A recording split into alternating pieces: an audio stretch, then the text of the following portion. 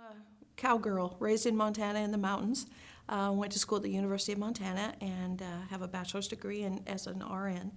And moved to California in 1975 and went to work in the emergency room at Mercy San Juan Hospital, which was a huge, huge hospital in the middle of orange groves in Citrus Heights. And my involvement with the fire department actually began interesting. One night, a battalion chief came into the emergency room. I was working evening shift. It was about 11 o'clock at night, freezing cold outside, and he said, "Is there anybody in here who can take a ride with me? We have a young man trapped in a vehicle. We can't get him out, and we don't think he's going to survive. He needs some medical attention." So I went out to the scene with them, very unusual for me. And I remember crawling inside that pickup truck and my old glass bottle of IV fluid and needles, and started an IV in that young man, and he actually survived. We got him out of the vehicle and brought him back to the emergency room at Mercy San Juan, and so instantly I was involved in emergency medical services and have been ever since. Well, they didn't have advanced life support. You know, they had a good volunteer program of firefighters and Red Cross trained personnel who would arrive at the scene of these emergencies, but really all they could offer was basic first aid. And they knew that since this young man was trapped in the vehicle and probably wouldn't survive if we didn't give him some IV fluids and bring his blood pressure up, they needed some more therapy for him. So they came and picked me up, and away I went in my white nurse's uniform out to the scene of a car wreck that really, you know, I'd never been in that type of environment before. So. And your supervisor just let you? She did, yeah. We called the house supervisor in the emergency room, and she said, "Well, I guess that's what needs to happen." So they let me go. And I remember afterwards, the administrator of the hospital was Sister St. John. And I remember the chief of Citrus Heights Fire, Dave Stoddard, sent a very nice letter to Sister St. John and said, "You know, this really worked very well. Thanks for participating." So that was really the start of my involvement in EMS. And what did that really point out, the situation? Well, it pointed out that one, the first responders and the volunteers who were first aid Red Cross trained, they were well trained, and that's kind of where the ladies in white come in. They were a volunteer group of the most wonderful, wonderful people. There were many times when, you know, they were awake in the middle of the night and they'd respond as volunteers. And like I said, they were Red Cross trained, so they had a minimal amount of training, but they were good at what they did. And you know the thing I always appreciate, because I then began working with Citrus Heights Fire. I was contracted with them, and I began teaching and helping in emergency medicine. So I spent a lot of time on the old rescue squad out of 21, Station 21 and Station 27. And so I arrived on the scene of a lot of calls with the ladies in white. And the thing that I really liked about them is, one, they were eager. They were up in the middle of the night. It didn't matter what the hour was. They were up in the middle of the night and ready to go. And the second thing was, they brought that human touch, that component of, let me care about you, let me hold your hand, let me tell you that you're going to be okay. While the firefighters were busy doing life-saving things and cutting them out of cars and doing that sort of thing, the ladies in white were always there to hold a hand and offer that special TLC that emergency patients don't get. That was a good thing. Mm-hmm. All right. And then what was your involvement with them? Well, what happened was, in the late 1970s, the state of California, and from a nationwide push, they determined that, you know what, we can't have this level of care continue. The show Emergency emerged with Johnny and Roy, and Dixie was her name. I always wanted to be Dixie, and then I grew up and I was Dixie. So anyway, that show Emergency kind of evolved, and the state of California and the nation went with that and said, listen, we need to increase the level of service that we provide to our communities. The ladies in white were Red Cross trained at a minimal level. They were volunteers, and so they weren't paid. And so in the late 70s, when the state of California said, you know, we need to increase that level of training, they weren't in a position for that to be funded. It had to be, the state said, okay, we have to have full-time people, they have to respond, they have to be employed by the fire department, they have to be insured, they have to be able to respond 24 hours a day, 7 days a week, and they have to have this increased level of training, which included EMT, and then EMT2, which is kind of a medium layer, and then EMT paramedics, which is what we have in the county now. So unfortunately, the ladies in white, just by nature of time and training required and legal issues, they were just slowly phased out. Okay. It just wasn't practical to be a volunteer and operate at this. And operate at this level because the training was pretty intense. I mean, the training for a paramedic is about 18 months training, just continual. And the training we started with what were called EMTs at a basic level in the fire department, and I used to do all the training for the EMTs at Citrus Heights Fire, and everybody in the department was an EMT.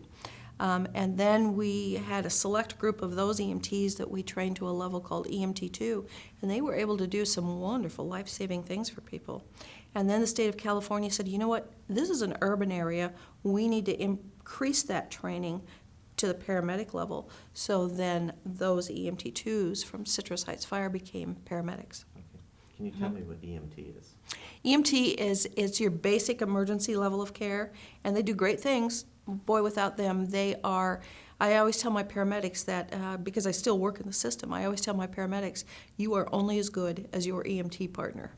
So they are trained to control bleeding and to address shock and to splint extremities and to help people who have breathing and seizures and cardiac illnesses.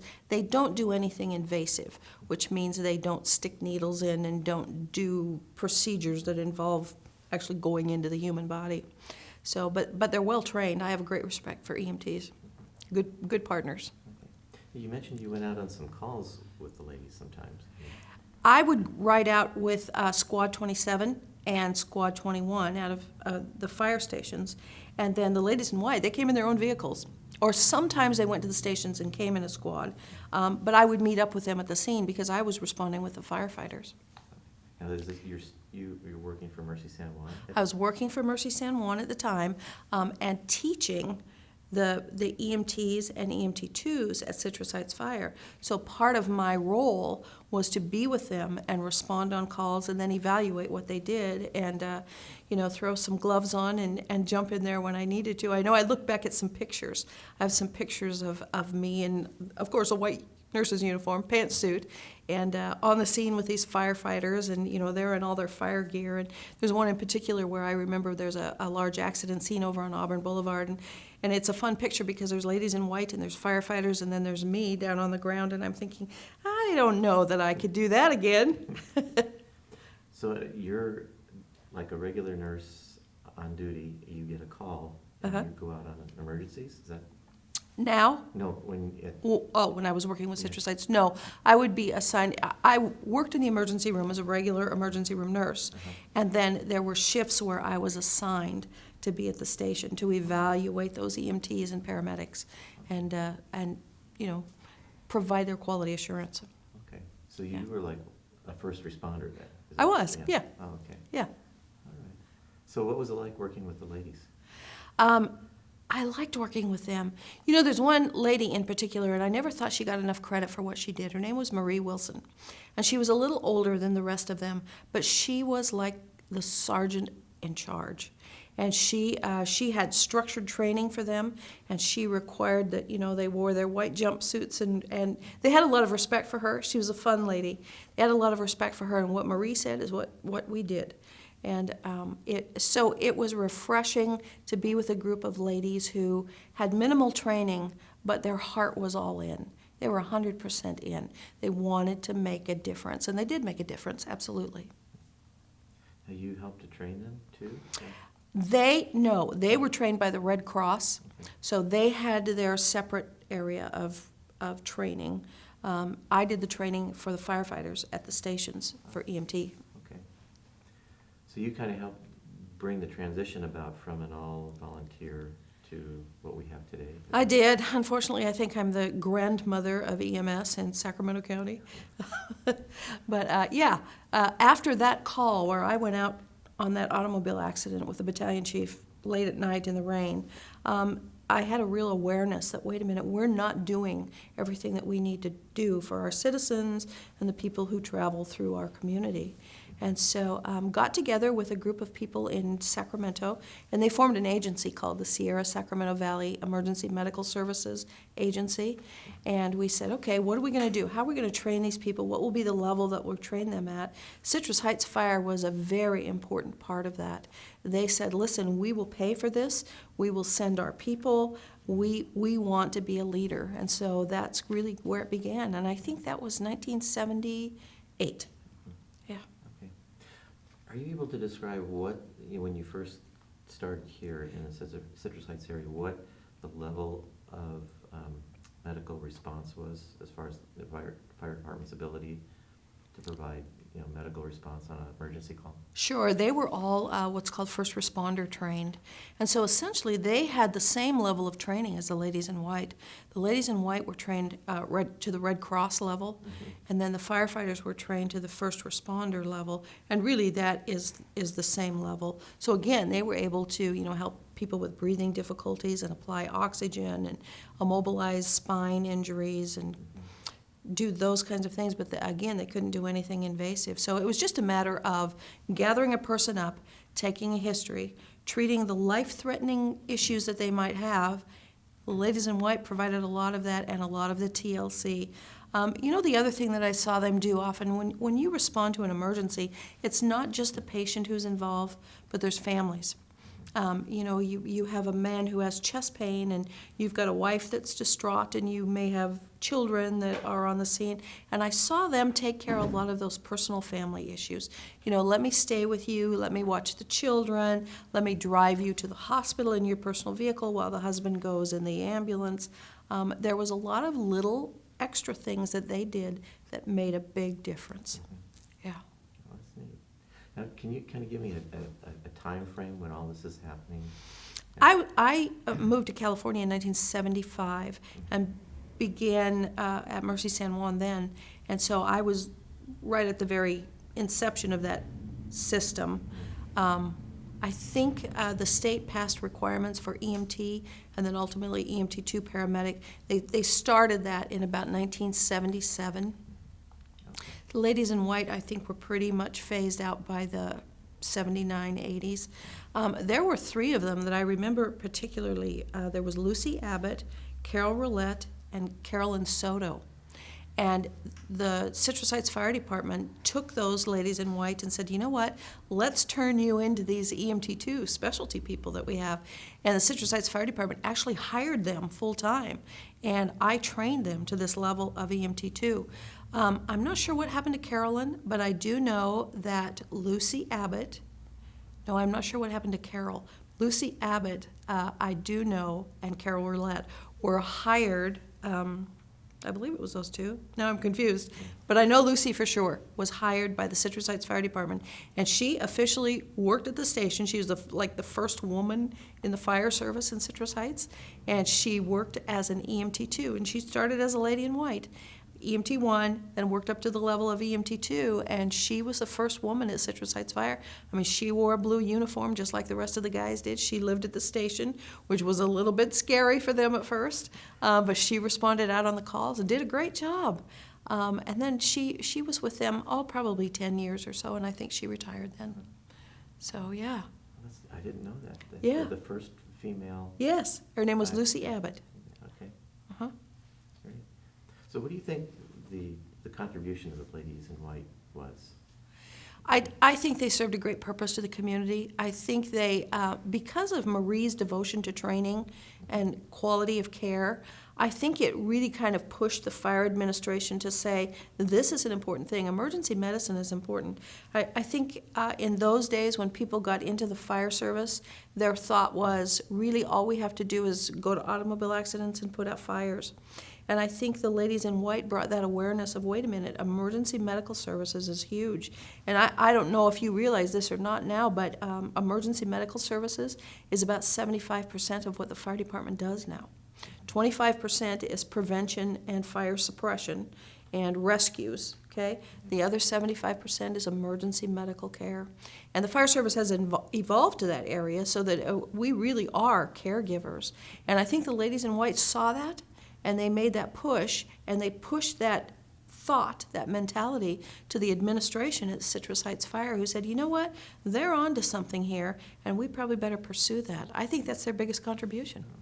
That's great. Yeah. That is a huge shift. It is. Right. It's a huge shift. Yeah. Yeah. Yeah.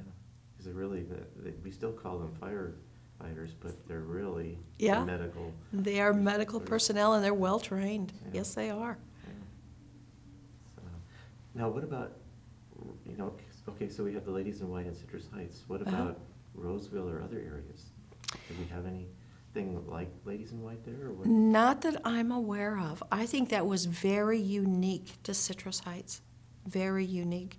I mean, they were really on the forefront of emergency medicine in the Sacramento, Placer, El Dorado area. The Ladies in White with Citrus Heights Fire Department were very unique in the emergency medical system. I think that they were the only providers or organization of that size and that involvement in the fire service in all of Sacramento, El Dorado, and Placer County. I'm not aware of another organization that worked as a volunteer with the fire department and provided that type of service and wonderful care to the citizens. Post-traumatic stress syndrome is something that kind of came as an awareness to all of us in emergency medicine and fire and police. Probably in the 80s, we were made aware of it, and we were certainly made aware of it by those gentlemen who returned home from Vietnam. But nobody talked about it, nobody identified it, nobody really put a name or a label on it. But I think back to my own career, and I can specifically tell you situations that still will make me wake up in the middle of the night and think, oh my word, I'm sorry that happened. Things that will startle me. I'll drive past an intersection where I know there was an accident that was huge magnitude with, catastrophic results, and I still remember that in my heart, and it makes me feel sad for patients. I think when you're really involved in emergency medicine, when you really care about people, and the bottom line is that's what we do. We are involved. We chose this career. One, we're type A personalities. And two, we really care about people, and we're doers. We want to fix and we want to make everything better. So just by the nature of our personality, we care a lot. And there's no doubt in my mind that post-traumatic stress disorder affected and continues to affect those ladies in white, because essentially they were helpless to do anything above and beyond where they were trained. And they know, and I know, they saw a lot of things that they couldn't help. And that's really where that, let me reach out, let me take your hand, let me tell you that you're a good person, okay, regardless of the circumstances that you're in. All of our patients don't survive. Our goal is to fight that war against the Grim Reaper, but quite honestly, we don't always win. And I saw them a number of times just hold a hand and just give a little bit of loving support to whether it was a patient or a family. But those things stay with you. They stay in your heart. And yes, I know that they have post-traumatic stress disorder. Yeah. That's common. So any other thoughts that you have, or any other individuals that stand out to you that you might want to say something about? Let's see. Well, there, like I said, the three that went on to train to the EMT2 level, Carolyn Soto, Lucy Abbott, and Carol Roulette. Marie Wilson. Marie Wilson, she was just a trooper. She stand out? The reason she stands out to me is because, like I said, she was like the sergeant. I mean, she was in charge, and she was a little tiny woman. And already a bit older. I remember, she already had gray hair, and gosh, I was in my mid-20s then, and she was in charge, and they respected her. I mean, she wanted this level of care delivered, and she conducted the trainings, and she was the Red Cross instructor, and I just remember her as really being the sergeant of that whole group. Yeah. That's neat. Any other thoughts that you have? No, as I look back, when you called me about this interview, I thought, the ladies in white, what a fun transition group to work with. You know, they really transitioned from the old days of, okay, we're just going to grab people and stuff them in an ambulance and drive them to the hospital and let the hospital take care of these issues. They were really that transition between, let's give a little bit of care, let's stabilize these people, let's see if we can do something to make them a little healthier before we get them to the hospital. And I think that's their greatest contribution, is they provided that bridge, that transition from no care at all in emergency medicine to let's bridge that to really being able to save a life. So I appreciate that in them. All right, thank you. You're welcome. Okay. You're welcome. My words of thank you to the ladies in white at this point in my career would be, I know that you woke up in the middle of the night. I know you left your families. I know it was cold and dark outside.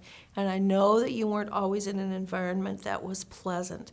But you were there, and you made a difference, and you held a hand, and you provided that little bit of TLC that the firefighters who were so busy doing other things, they couldn't provide that. But you were there day and night, providing that care and making that bridge of transition from basic life support care to advanced life support care. And they were a very important part of emergency medicine in Sacramento.